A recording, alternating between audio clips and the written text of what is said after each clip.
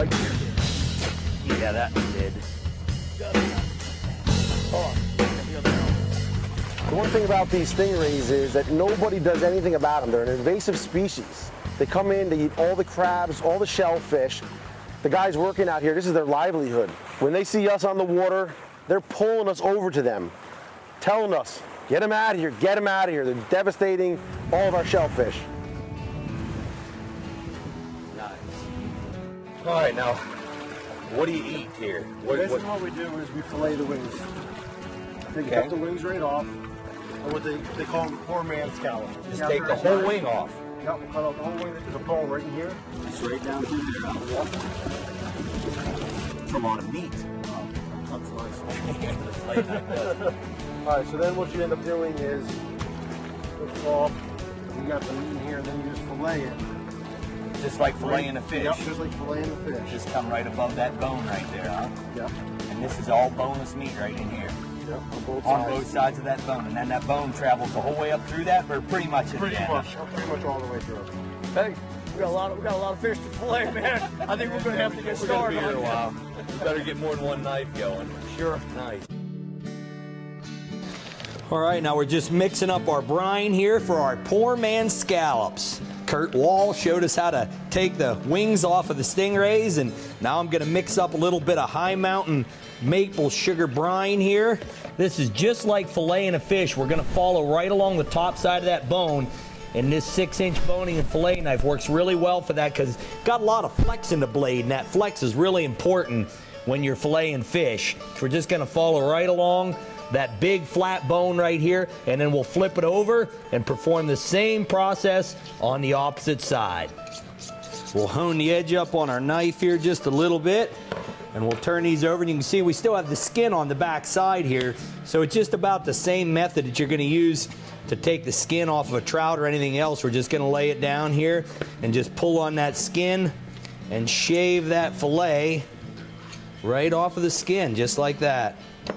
A beautiful piece of meat right there. Now we'll completely submerge these fillets in our maple sugar brine. Now we'll just open up our Coolabuck walk-in cooler here, and we're going to put our fillets right inside here, and we'll leave them soak in the brine in the cooler overnight and load them in the smoker tomorrow. All right, now we've brined our fillets overnight.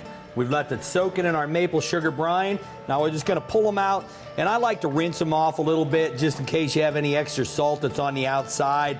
Now we're just going to sprinkle some Cajun seasoning here. This is Cajun Cowboy from High Mountain Seasoning, and that's going to give these scallops a good spicy flavor. I'm going to put that right across the top. We're going to walk right over here and load it into our Bradley smoker. Now I've already preheated the cabinet to 170 degrees. I'm going to put these in here, and while the surface of those scallops, those fillets, are still moist, I'm going to go ahead and turn on the smoke generator here, and I'm going to program the smoke generator to smoke these for about 20 minutes. And that's really all we want to do inside the smoker. We don't want to dry them out. We just want to apply a little bit of good smoke, and then we're going to take them over into the can cooker and finish steaming them off. All right, now we're going to take our stingray fillets out, and you can see they're really starting to get firm already here. They're a little browned up on the bottom, which is perfect. That's exactly what we're looking for. Now we'll take our can cooker junior. We're going to take the lid off of it. Now it's really important to keep the rack in the bottom here because that's what's going to keep our stingray fillets up off the bottom of the can. We're just going to lay these fillets right down here in the bottom. Now we're going to crack open a can of Mountain Dew. And the reason we're going to use a little bit of Mountain Dew instead of water is because this Mountain Dew is going to give a little bit of sweetness. Believe it or not, whatever liquid you do put in the bottom of your can cooker definitely changes the flavor. All right, now we've got our can of Mountain Dew in there. We'll snap the lid on our can cooker junior. We're going to put it right over here on our burner. Going to light it up here. And we're just going to turn it on real low heat. Doesn't take a lot of heat to begin to steam. We're going to let that steam for about 25 minutes, and we're going to have some great tasting poor man scallops. If you'd like more information or to see additional videos, be sure and visit me on my blog page at loveofthehunttv.com. It's really good.